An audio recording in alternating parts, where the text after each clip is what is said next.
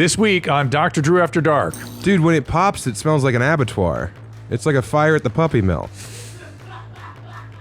Why are you laughing, doctor? It's terrible. So it was a lot easier when I was eating out of dumpsters to be like, we gotta burn the banks. Oh, and so You have a hot voice and you don't come quick. I mean, you sound like a slam dunk. but Let's not talk about anarchy on this fun podcast. Okay.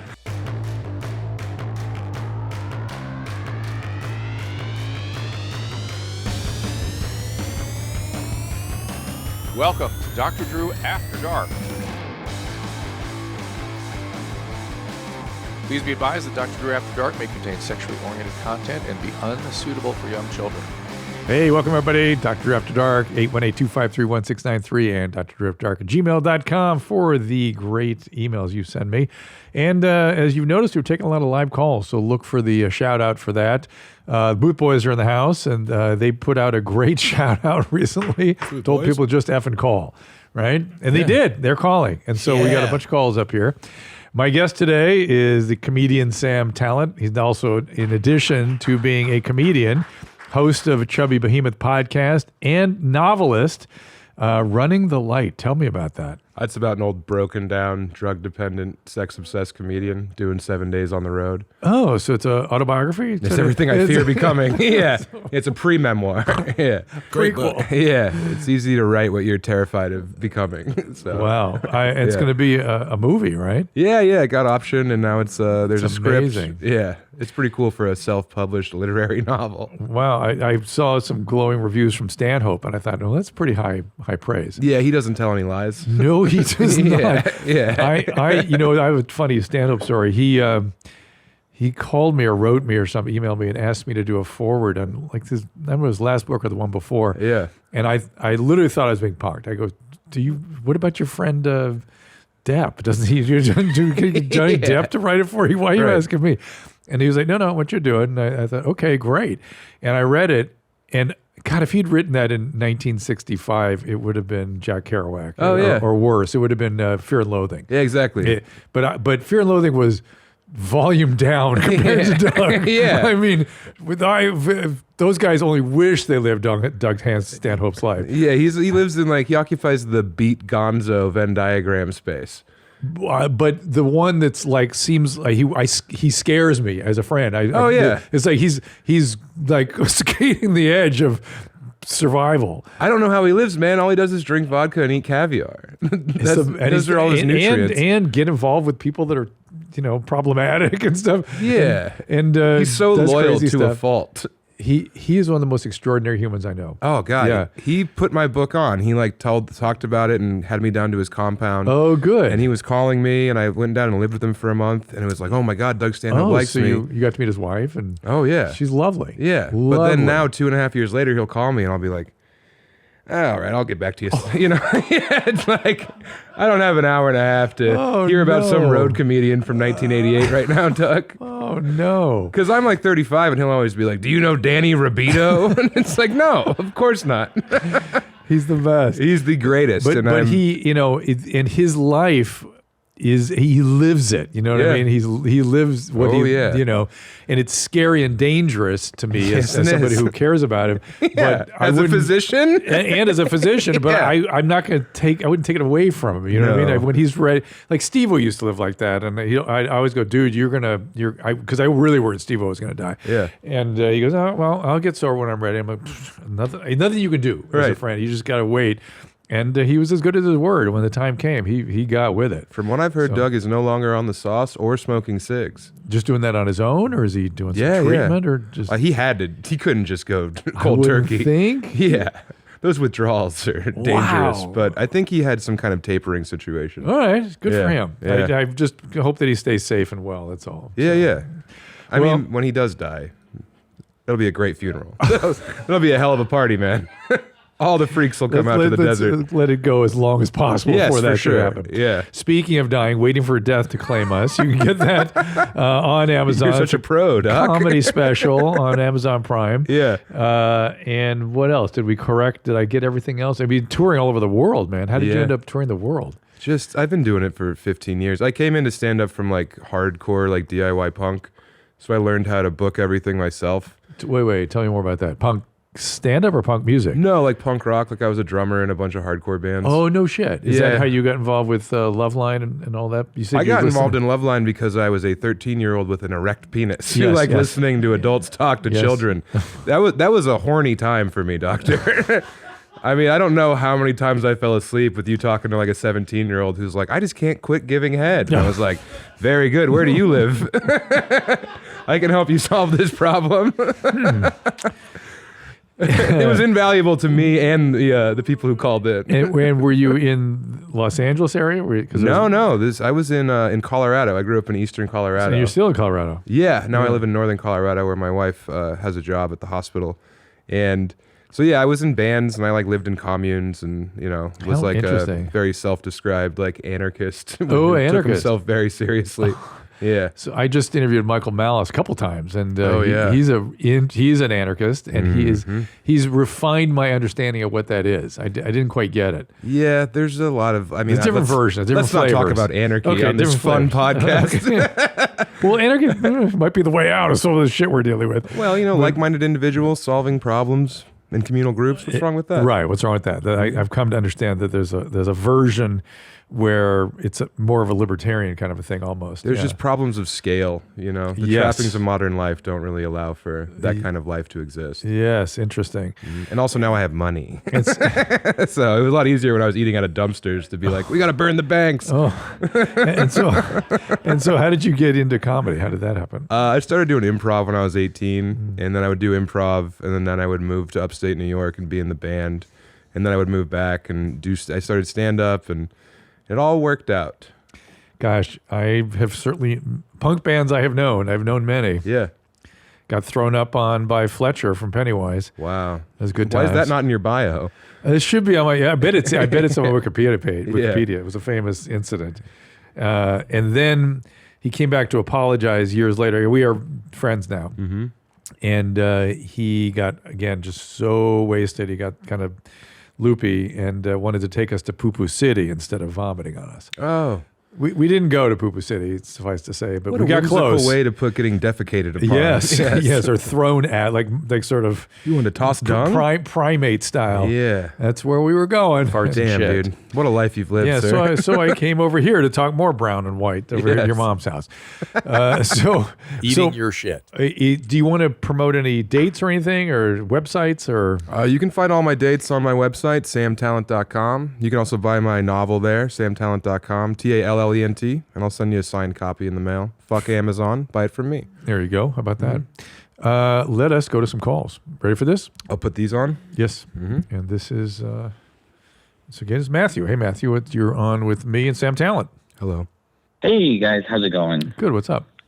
So I have JME, which is junior myoclonic epilepsy. I've had for pretty much my whole life. I mean, well, since I was like 16, and they're all grand mal seizures, unfortunately. And my doctors have, thrown some pretty heavy medication on me. And, lucky for me, it's put my seizures under control.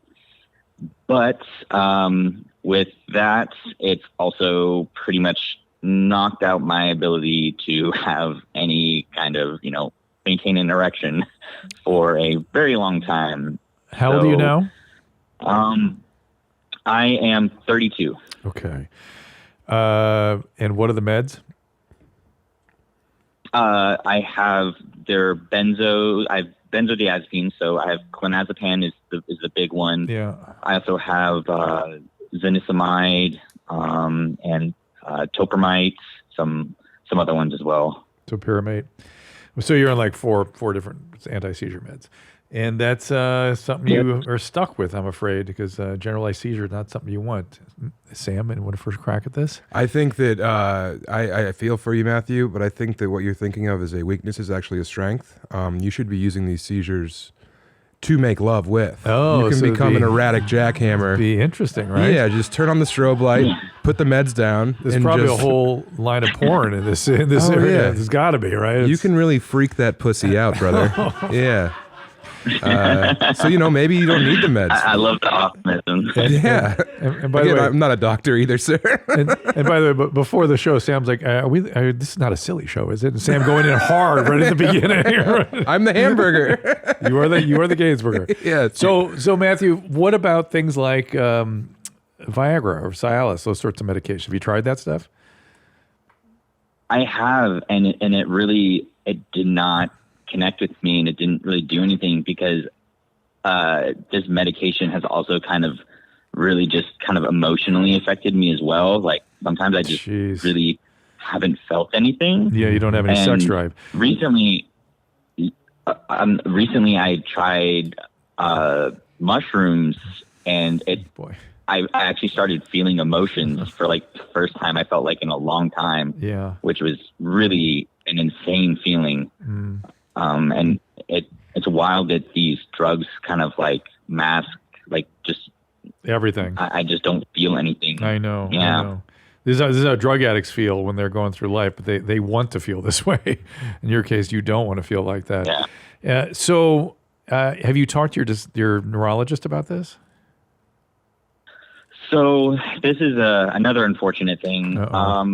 My neurologists, they're very standoffish, and they really just, every time I bring up like, hey, what can we do to figure this out? They're just always like, well, Matthew, you're blessed to, be seizure free. There's no point of, trying to, figure this, to try and get, That sounds awful. Do you have a general doctor? Yeah, I do. I'm actually going to see a new one because I have new insurance. All right, good. So somebody should I'm help bring you. it up again, but at very minimum, they need to take this seriously. Yeah. I mean, the fact that you're being blown off is disturbing to me. And I understand that they're frustrated and they don't feel they can do much, and it's sort of, well, it's better than the seizing. I'm not sure you have to have a life worth living at a certain point, and there should be a way to dial down something to give you a little bit back, it seems to me. How much Klonopin are you on? I take it how much? 3 times a day. What's the dose? I take 0.5 3 times a day. That's not too bad. It's still like benzos really mute your sex drive. They do. As someone who's used them to fly, you get off that plane, and I'm not hard for 12 hours. Is that right? Yeah. Well, I mean, obviously, I'm a beacon of health, so there might be other and constant erections. yeah, just rock hard ditch diggers down there. But yeah, and I can't imagine how exacerbated that is by these other 3 medicines. It's just, I'm sorry, Matthew, I don't have any good. You're a complicated situation. You are lucky to be seizure free, but at a certain point, your doctors have to address quality of life in addition to living seizure free. And however they go about that, they've got to pay attention to it. And there's, obviously, if they can dial some of these things down, if that's possible, then maybe some of these medications will take effect, and you can, in terms of having feelings. I mean, it's so hard to, if you at least have libido, I mean, at least that would be sort of a middle ground sort of for this. Well, yeah, if you can't even mask that lack of emotion with, wanton sex, then really what's the point? What's the point? Yeah, just carry your wooden spoon with you, brother. Wyatt, what's going on? Hey, man, I was just got another delayed ejaculation question. Like, is there any remedies to help with it or anything? Hey, quit complaining. So yeah, all the rapid ejaculators are jealous. So. Yeah, how dare you? So how bad is it? Awful, man. Like I've only finished like a handful of times, and I don't want to toot my own horn, but been around. How about when you're by? Maybe you should be tooting your own horn more. Maybe you should learn to what gets you off, man. What about when you're by yourself? I don't know, man. It's just every time by myself. It's actually pretty good. And it's shorter period. I'm guessing it's relatively short. No, it's still pretty long. But okay. Still. Is there a way you can incorporate that behavior into the interpersonal space? Yes, I've tried, and that's like pretty much the only time I've ever actually finished. Okay. But, it doesn't happen. So the thing about delay, ever. the thing about delay is, of course, make sure there's nothing urologically going on, make sure your testosterone levels are normal, that sort of thing. make sure you're healthy, which I suspect you are. The really only solution I've ever seen that people find satisfactory is sort of working it out as a couple. Like it's gonna, if you're with a new partner, it's just gonna be delayed. It's just the way it is. At a very minimum, you can expect to maybe do something by working on yourself a little bit, which may or may not work for your partner. But when you're in a longer term relationship, you'll figure this out. You will figure out how to sort of manage this together. Also, maybe having sex with more sexually attractive people. If you're banging freaks and uggos, Wyatt, maybe that's the issue. I don't know. Uggos? Uggos, sure, yeah. I mean, no offense, Wyatt. Who knows? You sound like you have a hot voice, but you have a hot voice and you don't come quick. I mean, you sound like a slam dunk. But trust me, man. I wish the remedy was a smoke show, but it's definitely not like. Yeah, I know. It's a very. Exactly how. Look, we have a member of the community here that was suffering from this, and how did he's. I have it exactly like Potter. Yeah, and Potter has been having some success lately, right? The dive, you're just nodding your head. Tell me more. I don't know what happened. I just heard he was doing better. What, did he get corrective lenses? He's now able to, as far as I can tell, get things done. I feel like we got to get him in here and maybe give a report for guys like Wyatt. Sure, yeah. Because Potter was worse. I would love like a short video on it. Do a video. We could do that. I mean, thanks, Wyatt. But yeah, no, I mean, I can't. What more can we do? I have no empathy for him, Doctor. No, I have full empathy for Wyatt, but we need to get Potter in here to see what, because Potter was even worse than this guy was, and how he was able to get. And I gave Potter the same kind of advice. And last time I talked to him, I think what he said was he had worked it out with a particular partner. Mm-hmm. And so it's, again, that's that same phenomenon. You have to kind of work it out together. But he didn't tell me specifically what they were doing. I think they were having sex. Yep. Okay. Yep. That's very clinical. Thank you. Case closed. I now understand. I wonder, I'm going to ask a goofy question. Would he call in right now? He's probably at the sports book right now. What's that? He'd probably answer the phone. More than likely.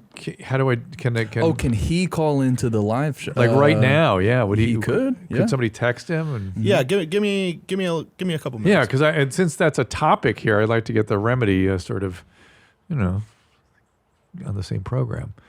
Well, when I was out in the desert with severe dehydration, I wish I had liquid IV. I learned firsthand, or was reminded of the importance of electrolytes and having them on hand. Hydration is vital.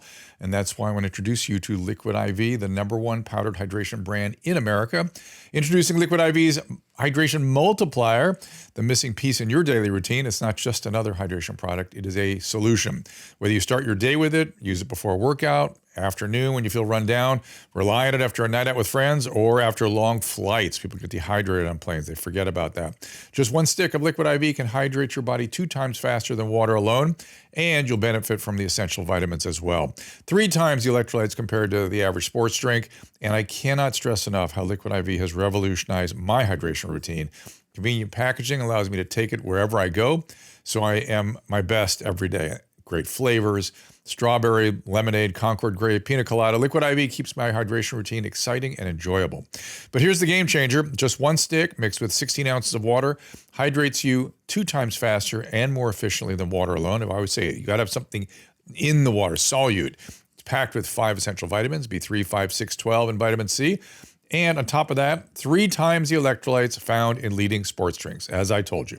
You can trust that Liquid IV is made with quality ingredients, non-GMO, gluten-free, dairy-free, soy-free, and Liquid IV is not just focused on your well-being. They believe in a healthier world. They're actively partnering with organizations to support innovative solutions that protect water sources. To date, Liquid IV has donated over 39 million servings to over 50 countries, making quite a difference. Real people, real flavor, real hydration. Grab your Liquid IV in bulk nationwide at Costco, or you can get 20% off when you go to liquidiv.com and use code Dr. Drew at checkout. That is 20% off anything when you shop Better Hydration today using promo code Dr. Drew at liquidiv.com. Again, liquidiv.com, promo code Dr. Drew.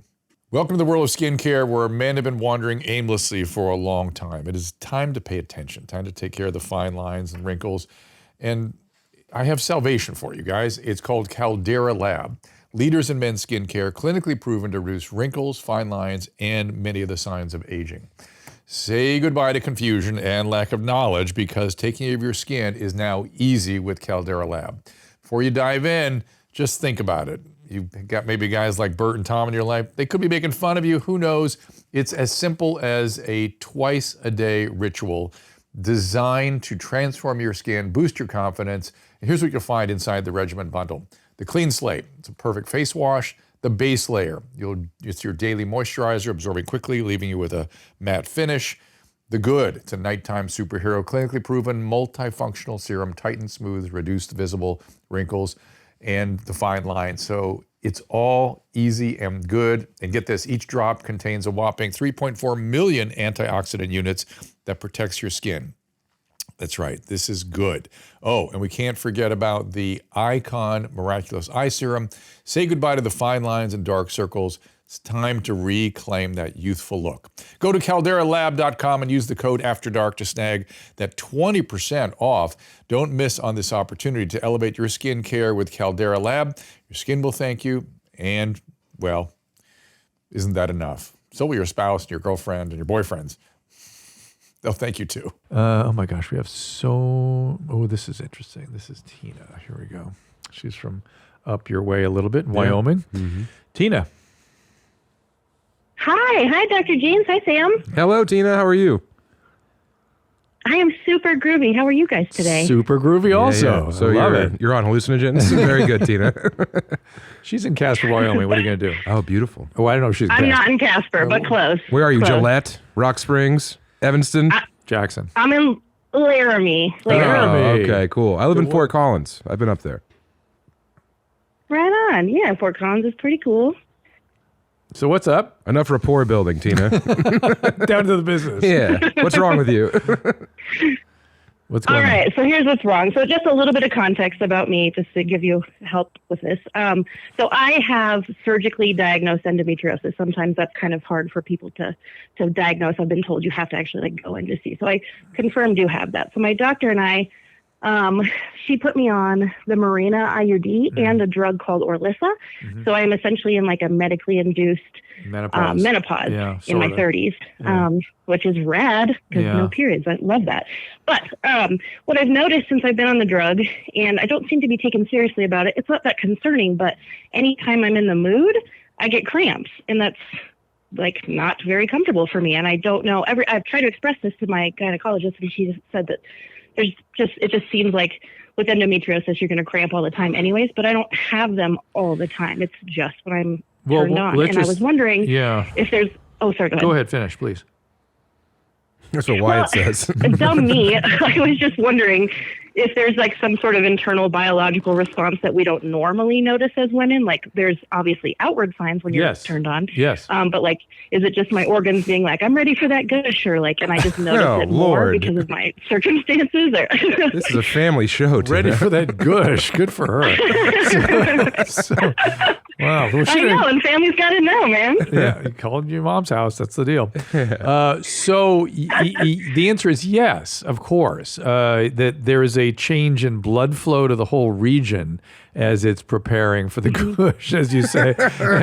As the whole thing requires, right? You have the secretions, you have increased blood flow, you have lymphatic changes, you have changes in the tone of the musculature down there. Don't look at me. I don't know what goes on. It's a lot's going on. And so if you have endometriosis, and I'm actually trying to think about how the Mirena or one of the progesterones may be adding to this too. Is the cramping up in the sort of the, it's not in the midline, it's on the side, sort of low down.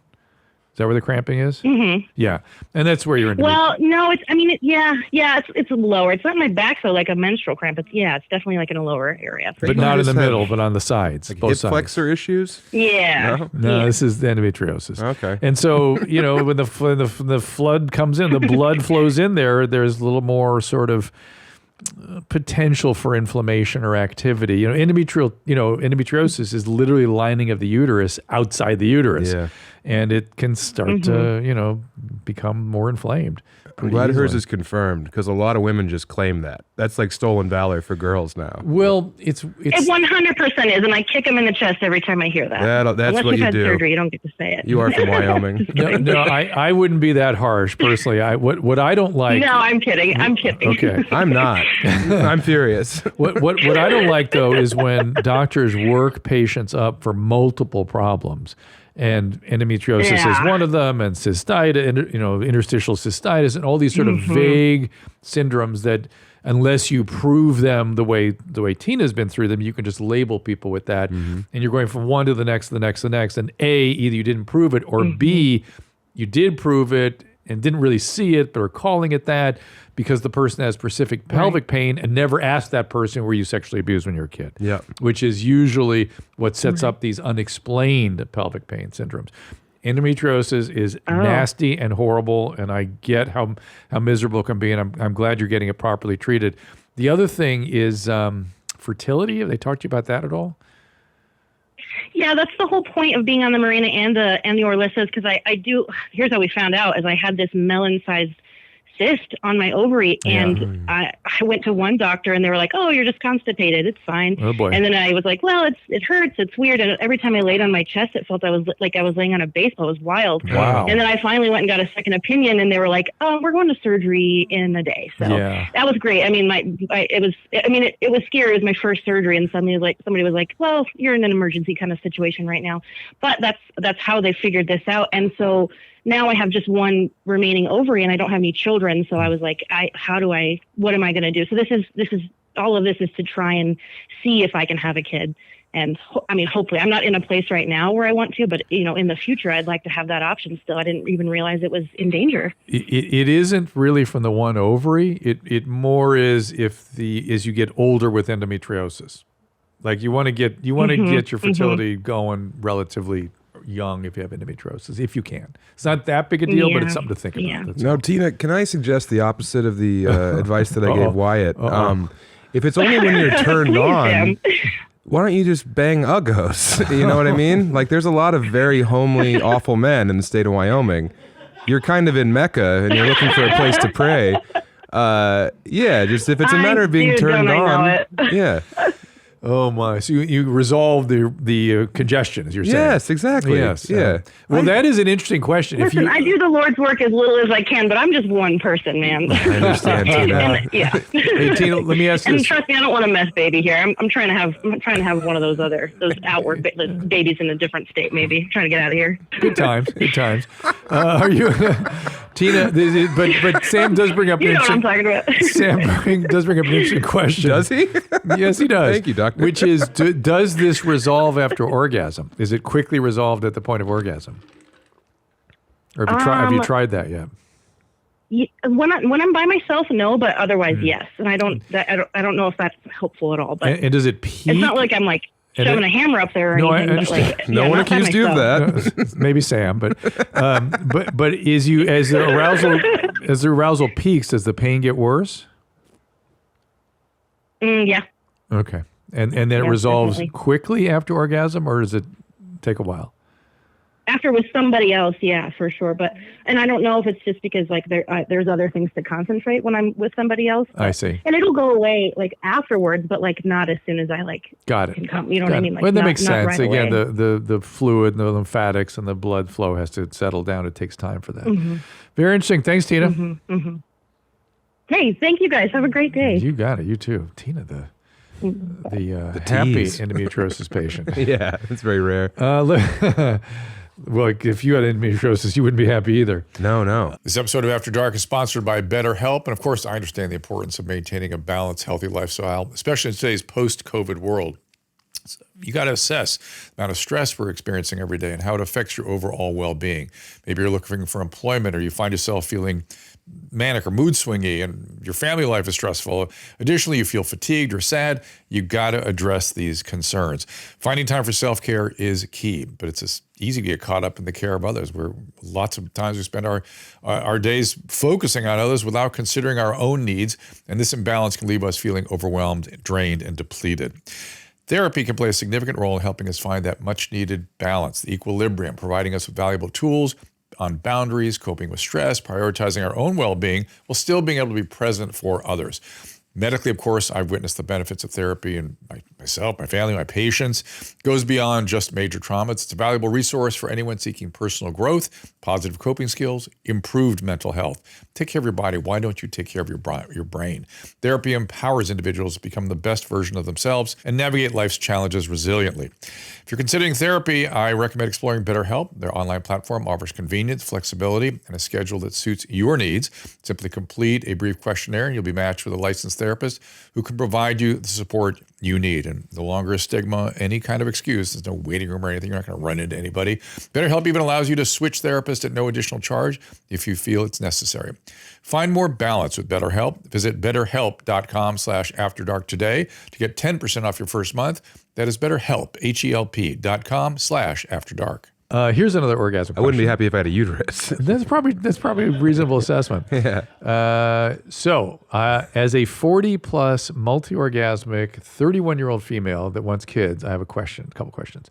Do multi-orgasmic women tend to have a natural birth with more ease due to being more easily stimulated? Not that I know of. Interesting question.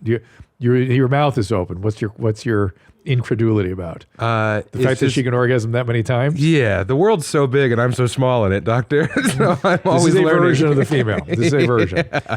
And my thinking is that that may make that they kind of make a little slip and slide for the baby if no. No, I don't know that that's true. The concern I have is I will fuck up my vagina and lose my orgasms if I have a vaginal delivery. Is there a higher likelihood of being able to keep that quality with a C-section? I see.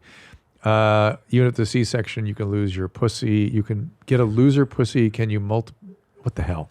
Yeah, go ahead, read it. I'm going to read it exactly as it's written. Even with the C-section, you can get a loser pussy. Looser, right? Looser. Yeah. Can your multiple orgasms still be affected? I see what you're saying. So, yes, pregnancy itself kind of distorts the architecture everywhere. But certainly having a vaginal delivery makes things worse. And I have spoken to women who have gone from multi-orgasmic to much less so. Mm-hmm. And I've talked to women who've gone the other direction. Yeah. That were a one-timer and then suddenly could do more. It really freaks out the whole scene down there. It does freak the whole scene out. It's a real ferret in the dishwasher. It's exactly the way I think about vaginal deliveries. Yes. Ferret in the dishwasher. Now, what about the husband stitch, doctor?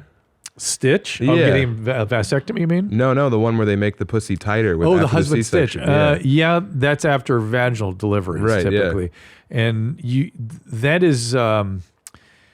you can fuck things up that way. You can get stricturing and pain and stuff. Yeah, you can also keep your husband that way. No, you want to get normal anatomy. You want to get the normal anatomy back. And everyone, sort of loses a certain amount of, there's so much stretching down by the base there anyway. So my husband's fine. Listen, when women come in for vaginal rejuvenation procedures, I've never seen one where it was the husband motivating the procedure. Yeah, it's always they're so narcissistic, these women. Well, they see pictures. They see and they want I want to look like that. Yeah. And it's like I don't look like that anymore. It's like, okay. Have someone ever came in and you're like, it's good you came in. You immediately put the gloves on. You're like, this is totally fucked down here, lady. It's like a Gaudi painting. Somebody put an M80 up here? Yeah. Okay. Woo. Oh my God. Maybe we have so many good calls. I'm sorry, guys. I'm watching your calls, everybody. This is interesting. Let's try this. This is Paulina from Austin. Paulina, there you are. Hi. Hey there. Yes, hi. Hi. Dr. Drew. Hey. How's What's going on? How's it going? You're on with Sam Tallent. Okay. And me. It's a pleasure, Paulina. Hi, Sam. Pleasure's mine. So I have a question, I guess. So a couple of months ago, I was having this discussion with my therapist, how I just had a guy that I was messing around with, but pretty much I was, in better words, using him. Mm-hmm. So he when you say messing around, you mean sex, yes, not like pillow fights. Wait, not pillow fights. Yeah. What was the last thing, Paulina? I'm sorry, I missed it. well, just to, have a friends with benefits. Yeah. But I didn't really like the guy. But I guess the guy started having feelings. And my therapist, he suggested maybe I should try toys to, just masturbate. RC cars, Funko like bats. Maybe I was using sex as a coping mechanism for other things, like pretty much getting a high. Yeah, using it like a drug. So I try to do that. I did do that for a couple months, and it's been great, to be honest. The orgasms that I have are something I've never had before. But I do orgasm when I'm with men, but not to that extent. So I stopped messing around with the guy that I was with, but now I'm with somebody else, and it's very hard for me to orgasm now. Because you're sort of dependent on the machinery. You're dependent on the vibrator? No, I haven't used it since I started seeing this guy. It's very hard for me to orgasm like I used to. So a couple things. Do you want to say anything to her? Usually when a woman talks that slowly about sex, I'm rock hard. But yeah, not right now. Yeah. No, we're trying to help Paulina. Yes, we are. And Paulina, you have a quality in your voice that Annie picked up on. That the last time somebody called in when he picked it up, he was correct. But I have the same on the fence feeling about this one as I did the other one too. To be fair, towards the end, I started to second guess. Okay. Yeah, And she gave us some information here too. So, but when you were, the question was, are you having orgasms with intercourse with your first partner, or with the one you were told? Oh, yeah. Yeah. Yes. Usually, I know what to do to have an orgasm. Do you have multiple orgasms? That's not an issue. Yeah, I do. So it's that sort of person. And then you started using a vibrator, is that correct? Yes. And do you think you desensitized yourself with that? I hope not. I'm trying to understand. I really hope not. I'm trying to understand what you're complaining about now. You're saying it's harder to orgasm. You've sort of switched your focus onto more clitorally focused orgasm, right? You're giving direct stimulation, and that gave you more intense orgasms, correct? Oh yeah. Yeah. Way more intense orgasm. Okay. It's not.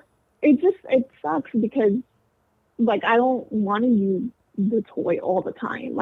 I want to have an orgasm with my partner, and I do. It's not as intense as it used to be, and it's kind of not blah, but.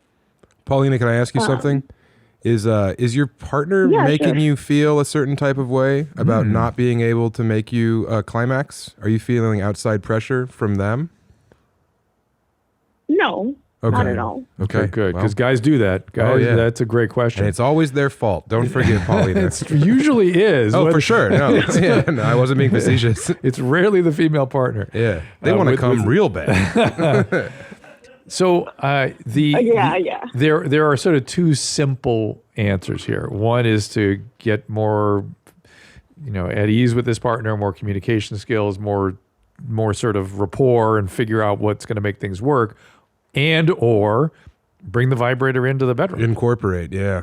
Which he'll be delighted. Most guys are delighted when that comes along. It really takes the pressure off, Doc. Yeah, you're like, Dick, clock out. I won't be needing you today. The thing is,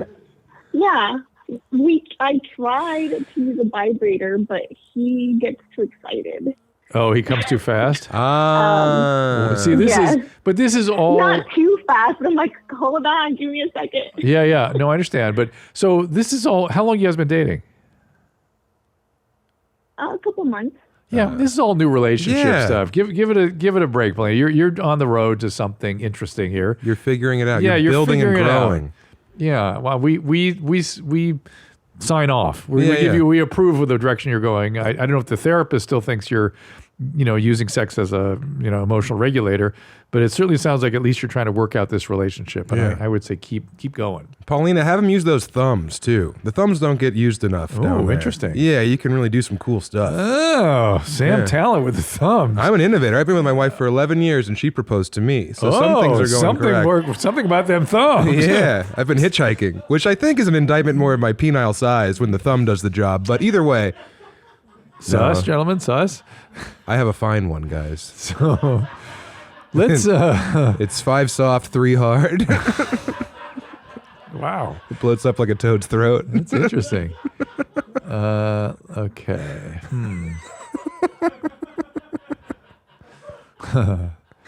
I'm looking at these calls here. We got a bunch of them. Michael from Iowa. And then we're going to go to some I'm going to go to some videos after this call. Michael, what's going on? Whoop, he's gone. Let's go to videos. Let's do it. Yeah. He was asking about type 1 diabetes and ejaculate volume. And, if your diabetes are out of control, it can affect everything. I mean, it makes sense to me that it would affect that also. But I know of no direct sort of reproducible association. More celery, more zinc. And more control of the blood sugar in the tight zone, 80 to 100, 120 at most. And it's a sign of overall, your diabetes under control, I'd say. Yeah. All right. I agree. I concur, doctor. So, any luck with Potter? I tried hitting him up, and he's not available. I need to see how his wound's doing, too. I haven't had a follow-up in like a year on that thing. Uh-oh. I don't know anything. I'm sure it's just how you left it. Oh, maybe I should text him, too. He probably pawned his phone to place another bet on the WNBA. Oh, yeah. Yeah. Yeah. We're talking about Josh Potter, correct? Yes, we're talking about Josh Potter. I love Josh. He's the best. I'm going to text him, too. But bookies hate him. Really? Oh, yeah. He does quite well in the sports book. Oh, no shit. Yeah. How interesting. Hope I'm not airing any laundry here, but yes, I admire his acumen for gambling. All right. While we're waiting on Mr. Potter, let's do some TikToks. Yeah, I got some fun ones for you. Okay. Also, there's some medical ones, too. Pronoun check. I recently changed my pronouns to they, she, and he. I like those used interchangeably. What are your pronouns? Okay. Use them interchangeably. Yep. On to the next one. But I mean, So I have an update for everybody about my eyes because, a lot of people have been saying, like, why would you worry about the eyes, whatever. Why would you worry about the eyes? So I talked to the doctor, and it was great. He told me all the risks and complications that could come. So we are going to start doing my eyes. She means tattooing the eyes. I'm really excited about it and nervous all at the same time. Removing. So middle of February, I'll probably be going to get my eyes done. They're going to start around the orbital bone. So like all around here where the bone is. And they said that they're going to try and like pull the eyelid up as much as they can to get as much of the black as they can. I will be getting ocular shields, but there's a lot of complications that could come along with the ocular shield. Yeah, no shit.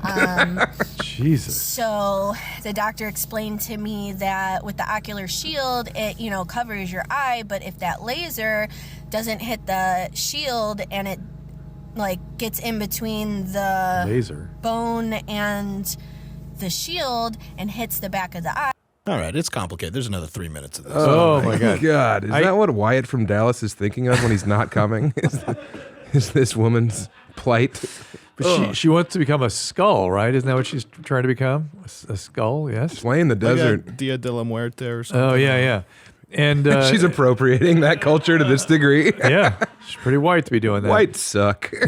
and so she wants to make the white of her eyes black. And the white part can dissolve. Yeah. I mean, it can really be a disaster. Yeah, it turns out your eyes are quite fragile, doctor. It turns out putting needles in your eyes is not something you should have a tattoo artist doing, let alone hopefully anybody else. That artist should not agree to this.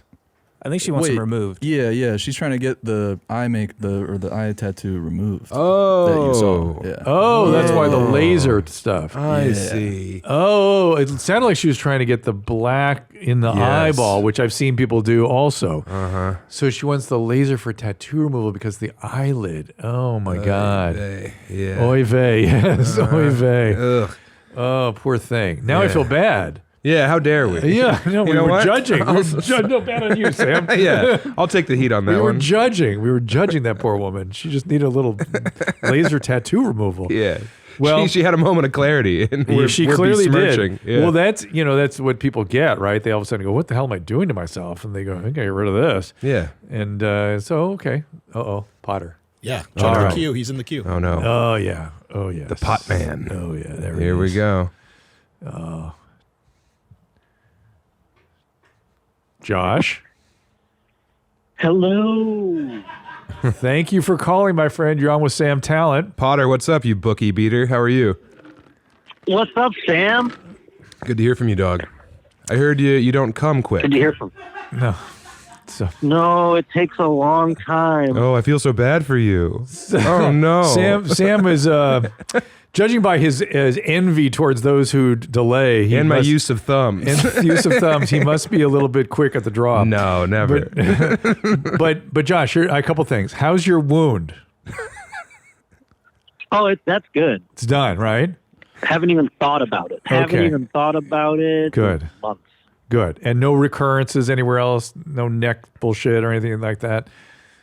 Nothing. Everything is free and clear. Where was this wound? He had a pilonidal cyst. I have one of those. Well, at the top of the butt crack. Yes. Yeah, I'm going in April 18th to get it looked at. See, you and Sam were separated at birth, Josh. Oh, good luck to you. Did they have to scrape you out? Oh, dude.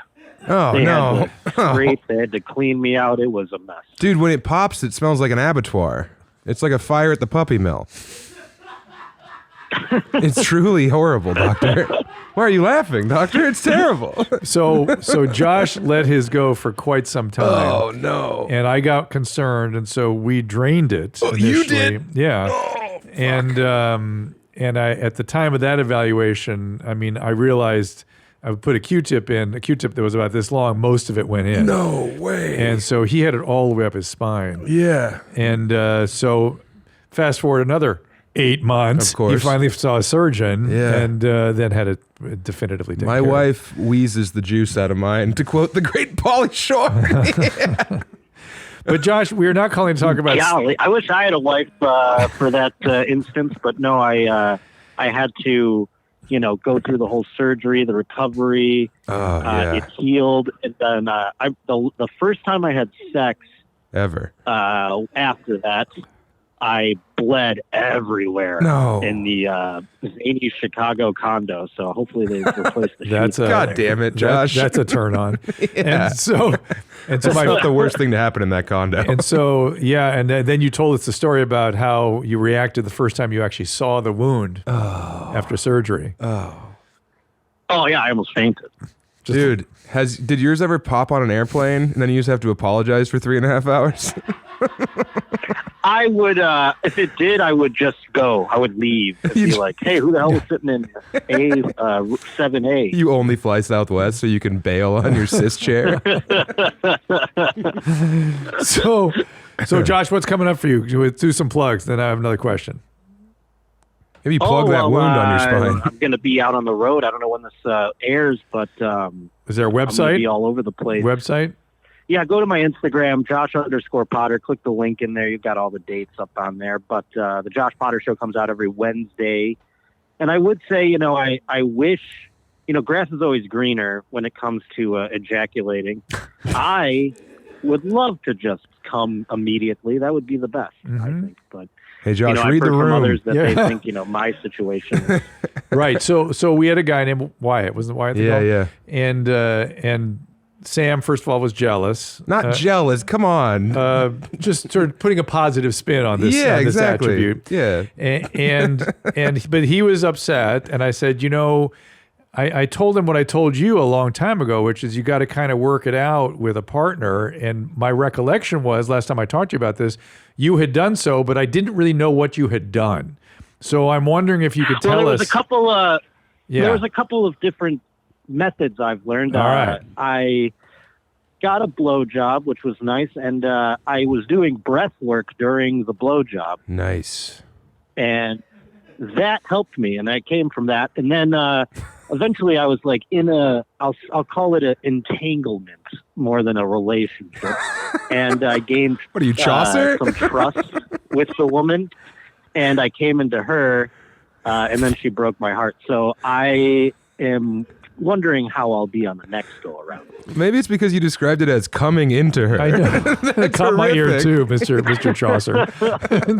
And so I like having a writer next to me so you won't keep cluing in on the language. Yeah. But I'm a little confused about the breath work. What does that mean exactly? Where did you get? Is you Wim Hof breath work or yoga breath work? What were you doing? I was, just doing. I don't know what the proper terminology is, but I was like, I can feel the blowjob in my toes. I can feel it in my knees. I was like working through all Hypnosis, sort of hypnosis, self hypnosis kind of thing. Oh, that's interesting. Yeah. Where'd you learn that? Therapy. Good. Okay. All right. Well, so again, is it correct? Is it your experience as someone with managing this that it is good to work it out with a partner? That's sort of the key thing. And the other thing is to relax, it sounds like, and to find sort of relaxational techniques, and then really get the partner to participate. Mm-hmm. I find that the key too is being present. That's interesting. That's the whole thing. Because I don't know why I do this, but sometimes I find myself off someplace else. Got it. Well, you have a romantic's heart. Or I'm thinking about not even like off someplace else, but like I'm more thinking like, what are the implications of this sex? Does that make sense? So Are you worried you're gonna like? Am I gonna be in a relationship now? Am I gonna run away? Am I gonna hurt this person? That kind of thing. Those things, yes. And do you have to have like quiet, like no television or anything going where you can focus? I don't really know about that. I think the television has been on. I don't really care about that. Yeah, he's got to see if the Pats are going to cover. Yeah. That'll help me come harder.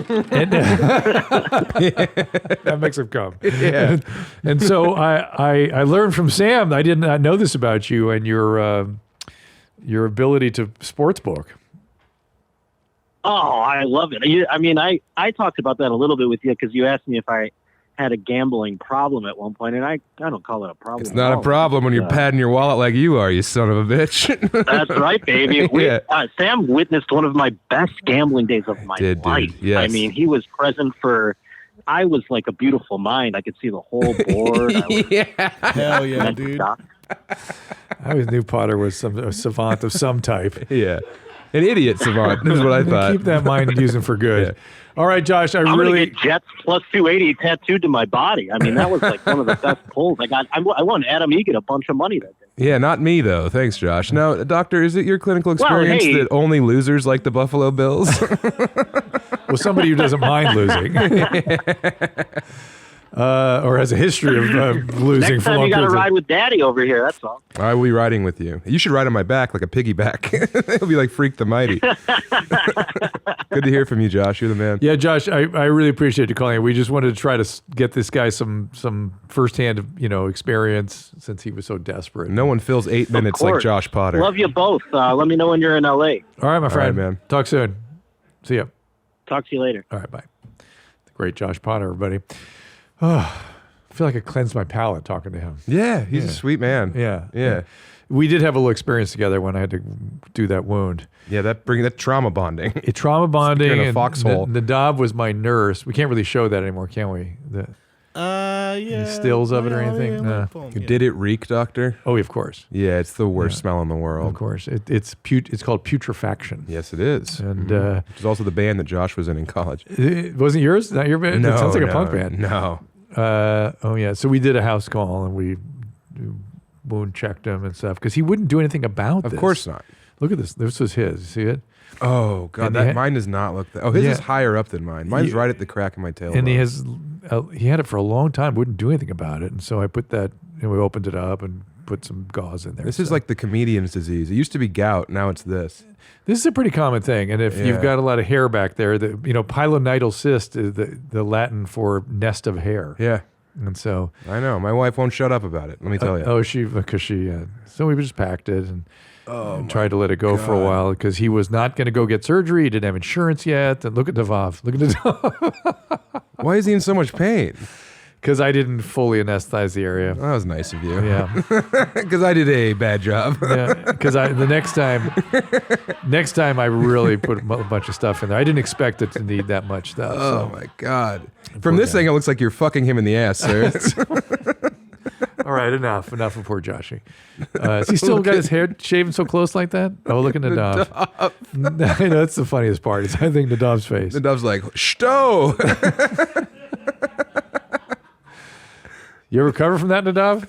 I mean, I feel pretty thankful in that I never got to smell it, which was pretty cool. Yeah, for that me, was cool. it sounds like it smells like what'd you say? A puppy mill on fire? Yeah, dude. Yeah, it's so bad. It really ruins the mood because sometimes it'll pop during intercourse. Oh, when you're really getting in there. Are they going to do an excision on you, or are they going to open it up? Do you know what the plan is, or no? They're just going to take a look at it. I think they're going to get an old priest and a young priest and light some sage. It's going to be an exorcism. But you don't have a surgery scheduled yet. No, I have a preliminary. An evaluation. An evaluation, yeah. Yeah, you need to take care of this stuff. And that's enough out of you, Doc. Let's take another call. It's not going to be like his. But you can get like his if you're not careful. It just keeps going. I know. But I'm just lucky that my wife does pay attention to it, and she you got a physician. Weep it. Physician, we shall weep it. Yeah. And dude, we'll be hanging out and she'll be like, "Is your cyst active?" Oh, she no. hits me with that sometimes. And I'll be like, "No, I just reek other parts of my body." Oh my goodness. Oh my gosh, this is so okay. Okay, let's try a simple one. This is Alex. This is a pretty straightforward question. Alex, what's going on, buddy? You're here with Sam Tallent. Hey there. Hey there. Thanks for having me on. You bet. So basically, I'm 24 years old, and kind of just as this last summer was ending, I was going through a stressful time of just getting my first job out of college and corporate and, college girlfriend breakup and all that, and really started to notice my hairline starting to recede. And I think for anybody in their early 20s, immediately had a self-conscious sort of depression, anxiety spiral for a few months. Okay. So I hopped on Rogaine and Propecia, or also known as finasteride, and still on the Rogaine. But with the Propecia, I started to get some side effects down south. What happened? And I was kind of issues with getting erections in terms of... Don't be coy, Alex. Tell us. How about was your libido down? Well, libido down also? Yeah, definitely that. And I mean, I could still make it happen, but I was definitely putting in more work, hitting the sandbag a bit more. And yeah, so hitting the speed bag. My question was, yeah. I don't know if that's a term that's even out there. Well, we like it. Yeah, we dig it. So here's the deal, Alex. That's unfortunate because it is a medicine that does work very well for prevent balding, but it does have the potential, particularly of knocking libido down. And if libido goes down far enough, of course, erectile function gets in the mix as well, not uncommonly.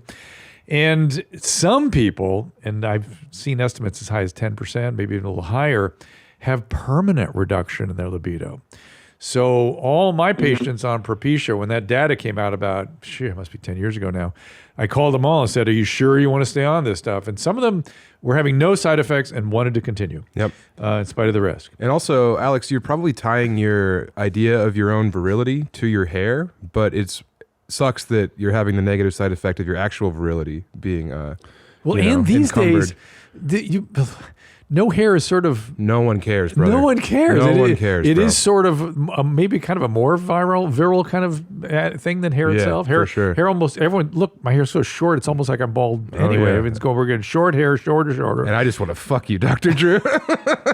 I could feel it the whole day, all day long. Sam, it's been coming. Alex, I know you're a young man, and there's obviously a lot of ideas that you have that feel sacrosanct, but I will say that you don't really need hair to get it in, brother. So let that go. And if you want to keep using the Rogaine, no harm, no foul. No, I disagree. Get off of it. well, I mean, if he doesn't want to fully embrace, which I'm all for, and he wants to try to do something, there is no harm in doing the Rogaine. Let's put it that way. But don't you have to be on these medicines forever? Forever. Yeah. Yep.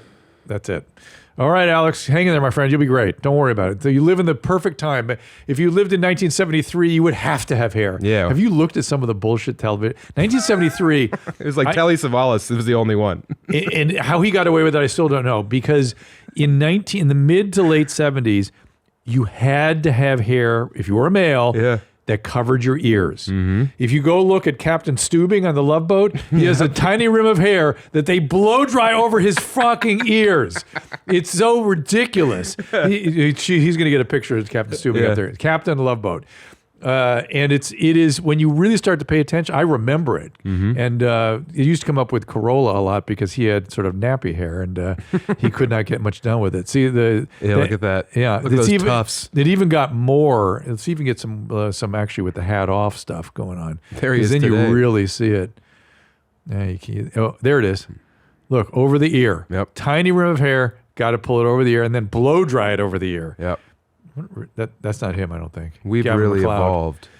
Yes, we have, and you're allowed to be bald now. You're allowed to have whatever hair you want, and that's amazing. Yeah, that's how it should be. We've come so far. You know, people always say America is receding. You know, well, we have problems, but '70s did suck, and this is just more further evidence of that, as far as I'm concerned. The style sucked so badly. All right, give me some TikToks here. We got down a road here, away from our TikTok friends. Come on now. Come on now. Come on now. Oh, here he is. One of those days, things just didn't seem to go right today. Everything was a nightmare. Is he on the toilet? And a lot of headaches and little fires I had to put out, but nothing really worked my way. Well, the workout. That's it? Yeah. He gets cut off in the middle? Yeah. You know, this guy is becoming a regular cool guy, but he does not belong on the walls in the other room at your mom's house. I mean, not yet. No, I don't think this guy's ever going to... No. Give it time. Really? Yeah. He's going to have to go very south on us. Uh-huh. Oh, does he? I don't know. We'll see. He's just, this is, it's one of the rare times where we have a cool guy that's still alive. So who knows how this story. He is a cool guy, but he doesn't have the TikTok eye really, and the teeth are kind of intact. I don't know. Yeah, he needs to start talking about white genocide, or else he's out. Ooh, that's a whole road we rarely go down on this platform. But okay, I'm not a fan of it. I'm just saying it needs to be inflammatory or like have an eye patch. All right, what else you got? Oh my goodness. Whoa. What are we looking at? Whoa. What is it? That sounds like Josh Potter when he's alone. Yes.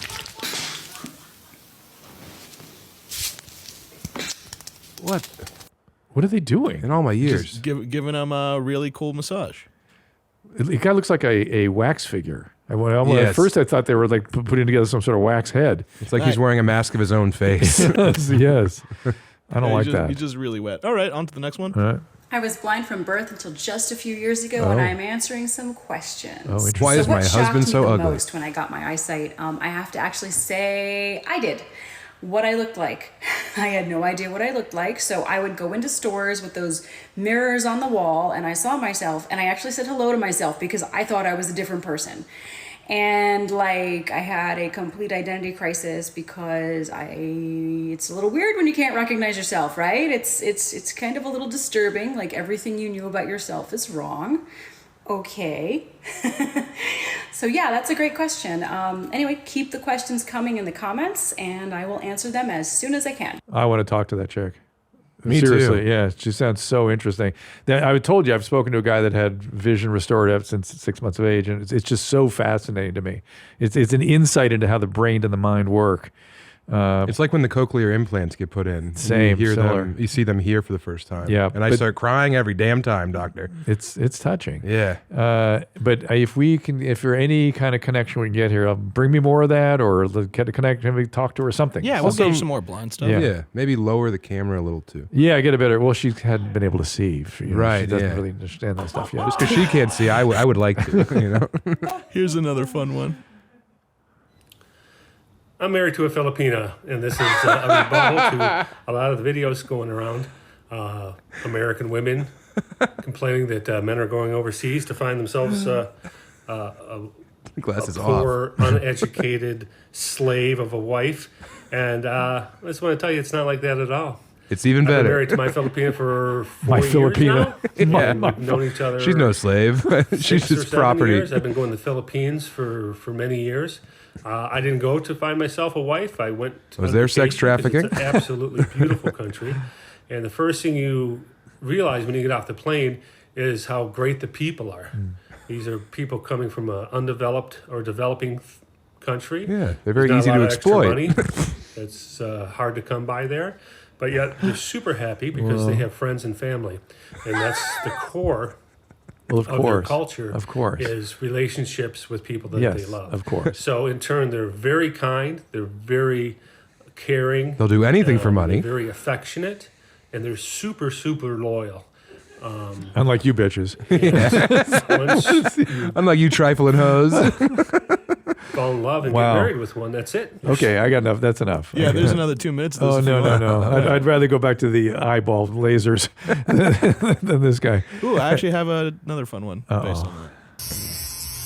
Oh, that's tattooing. No, that's not laser removal. I can't tell what they're doing. I think they're just doing full black cover up. Yeah. Of what though? Most likely a swastika, sir. Yeah.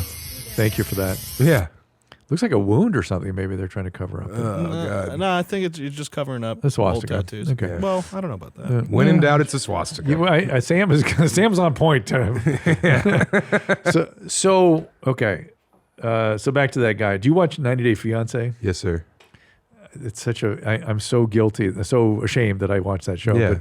But to me, it's the sign of the apocalypse. The sign that COVID was difficult. I got hooked on that show. It's one of the 7 seals. Yeah, yeah, for sure. The Bible missed out. Exactly. Yeah. If you look at it from like an anthropological perspective, you can feel less guilty. Yes. You know? Yes. Yeah. or a cultural. You have to intellectualize it instead of just being I feel like, much better. these people are sad. Thank you, Sam. Yeah, for sure. And some of them really do work out, and it's interesting to see the cultural tension, both the denial on the American part, and then the sort of lack of feeling understood or perceived properly by the other cultures. They have to lie to themselves when they go over there, and they have to say that I found love and this is valid and legitimate, Right. even though it rarely ever is. Yeah, it's an idealizing as much as lying, and that's a certain personality style that does that, narcissist. Anyway, but Yes. be that as it may, it does kind of work out sometimes for them, and that's great, and it's fun to watch that.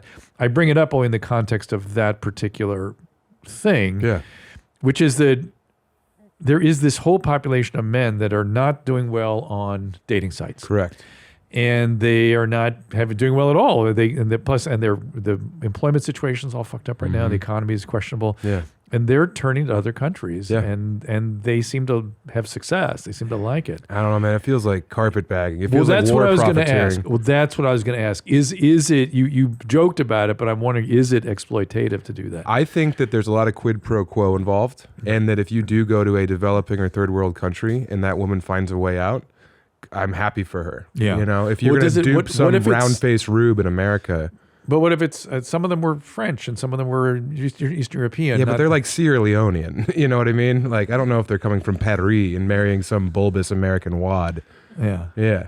I never feel like it's actually legitimate. So you're zeroing in on the desperation. Yes. Right? Well, I mean, it's it's just another symptom of capitalism, Dr. Drew, you know? But I know you're an anarchist. Well, but, anti-statist maybe. but sometimes it does work out, right? I mean, so you've seen some of these that seem to be working out rather well. Yeah, but it does feel like in those instances, the person who found the non-American is typically compromised mentally. I feel like they are not. I don't know. I've seen some.